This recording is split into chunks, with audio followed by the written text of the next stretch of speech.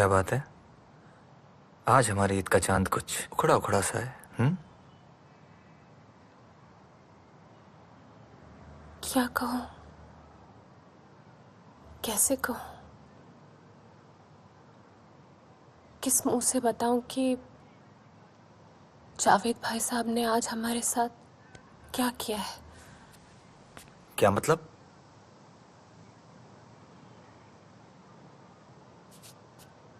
आज सुबह नाश्ता देने के लिए जब हम गए तो पहले तो जावेद भाई साहब हमें बहुत गंदी नजरों से देख रहे थे। फिर जैसे ही हमने थाली उनके सामने की, उन्होंने हमारा हाथ पकड़ लिया और अरे क्या बकवास कर रही हो तुम? जावेद भाई ऐसा कर ही नहीं सकते। तुम इस घर की बहू हो। अरे हमारे घर वाले ऐसा करना तो दूर सोच भी नहीं सकते।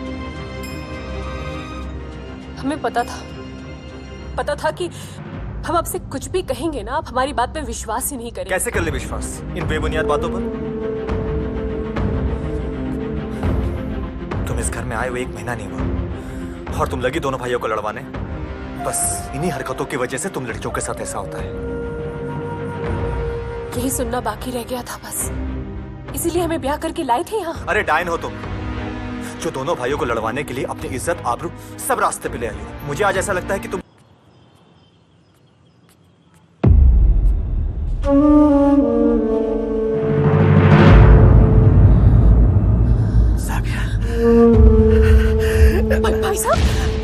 भाई साहब आप फिर से? देख, अपने भाईजान को ऐसे मत तड़पा। मुझे खुश कर दे, मुझे खुश कर दे। जब से तुझे देखा है टोल तेरे बकली जिस्म को देख मैं तुझे पाना चाहता हूँ। जैसे तूने बबलू को खुश किया ना, बस वैसे मुझे खुश कर दे। भाई साहब। हाँ? साबिया, साबिया मेरी बात मान जा। साबिया, साबिया मेरी बात मान जा। सुन, क्या हुआ? दादी मेरी बात सुन। दादी तुम हट जाओ। दादी पागल हो गया क्या? दादी मेरी बात सुन।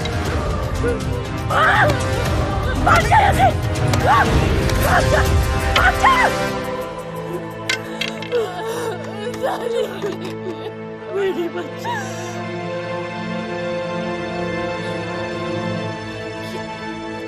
क्या हुआ? क्या हुआ? साक्षी, क्या हुआ? बबलू, बबलू, क्या हो गया? वो जावेद भाई ने हमारे साथ फिर से जबरदस्ती की। झूठ बोली अम्मी ये? या अल्लाह, अरे इस बेया की जुर्रत तो देखो, जबरदस्ती। खुदा के खौफ से डर साबिया, हमारा जावेद ऐसा कभी नहीं कर सकता। खुदा की खौफ से डर सबीना, ये बच्ची जो कह रही है सब सच कह रही है। खुदा के वास्ते अपनी जुबान बंद ही रखी अम्मी। अरे कब्र में दफन होने की उम्र में इस काफिर का साथ देकर अपने खुद का और हमारा ईमान मत बिगाड़िए। बस अब्बू बस, ईमान इनका नहीं, ईमान आपका बिगड़ा है अपने इस नालायक बेटी के गुनाहों पर पर्दा डालकर। अब्बू ये मत भूलिए, एक दिन आप भी इन्हीं की तरह बूढ़े हो जाएंगे।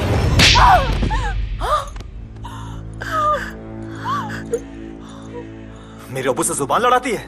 जुबान खींच लूंगा मैं तेरी। चुप हो जा।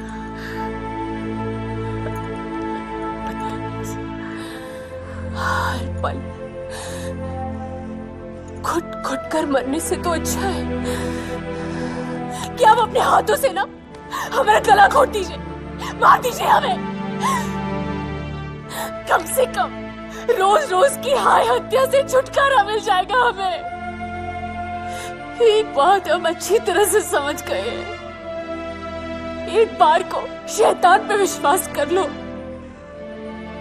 लेकिन तुम पर कभी नहीं। नवाबजादी हमको गाली देती है? तुझे आज के आज अभी के अभी तलाक देता हूं मैं। तलाक, तलाक, तलाक!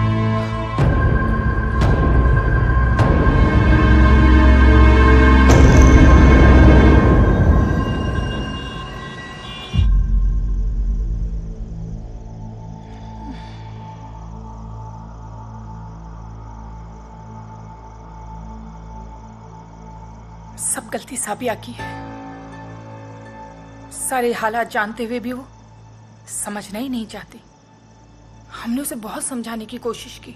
अम्मी, वो सब तो ठीक है, हमको भी तो स्वागत करने का मौका मिलना चाहिए। पर भाईजान, इसके लिए आपको जबरदस्ती करने की क्या जरूरत थी? तो तुम्हें तलाक देने की क्या जरूरत थी?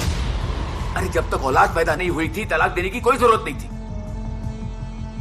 अरे औलाद का क्या होगा, हमारी मकसद का क्या होगा, जमाने को क्या जवाब देंगे हम लोग?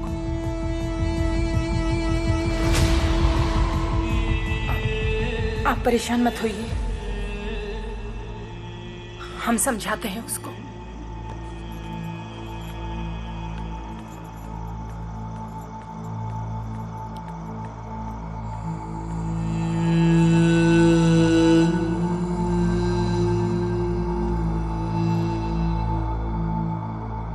क्या सोच रही हो साबिया?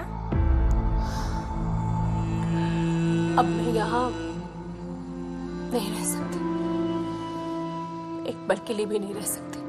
कहाँ जाओगी? बाहर जाके क्या मुंह दिखाओगी लोगों को? बबलू से तुम्हारा निकाह टूट चुका है, तलाक दिया है उसने तुम्हें। निकाह टूट चुका है? हम हमारे साथ? मम्मी अब क्या होगा?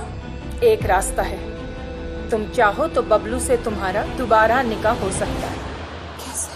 हमारे यहाँ पे एक रिवाज है, हलाला। उसके जरिए तुम बबलू से दोबारा निकाह कर सकती हो।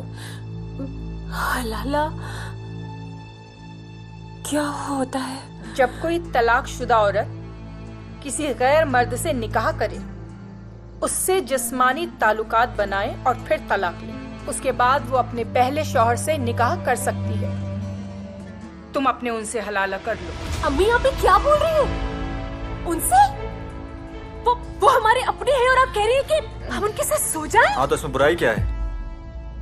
हलाला ही तो करना है, और वैसे भी ये हमारा रिवाज है। ये आपका रिवाज है? अगर ये आपका रिवाज है तो ऐसे रिवाज पे क्यों है? साबिया! इधर आ। तेरी इतनी मजाल मेरे मुंह पर थूकती है और अब मुझे तू गाली देती है? याद रख, अब उनके साथ तेरा हलाला होगा। अरे से तू तो क्या, तेरी मां भी करेगी।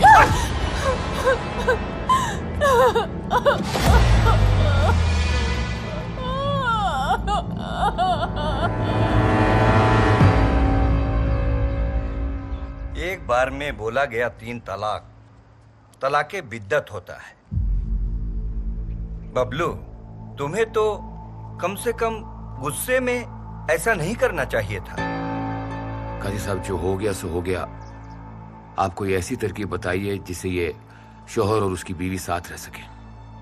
इसमें इस निकाह के वास्ते हलाला ही एकमात्र जरिया है।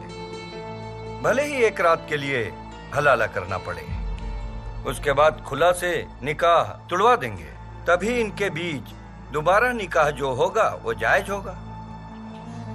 और जब तक ये रस्म पूरी नहीं हो जाती तब तक शौहर और बीवी एक दूसरे को देख नहीं सकते। काजी साहब, आपको जो कुछ भी करना है ना, जल्दी शुरू कीजिए। पहले तलाक, फिर हलाला और उसके बाद निकाह। इनके बीच कम से कम 3 महीने का वक्त बिताना जरूरी है। इस बीच बीबी पेट से हो तो उसका पता लग सके। काजी साहब, ये छोटा सा नजराना आपके लिए। अरे इकबाल मियाँ, आपने हमारे ऊपर इतना एतबार किया, हमारा भी फर्ज बनता है आपको इस मुश्किल हालात से निजात दिला सकें।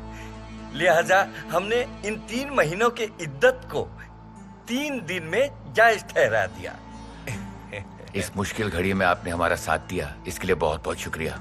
खुदा हाफिज। अल्लाह हाफिज। जावेद भाईजान, जब तक साबिया का हलाला नहीं हो जाता तब तक उस पर निगरानी रखना आपकी जिम्मेदारी है।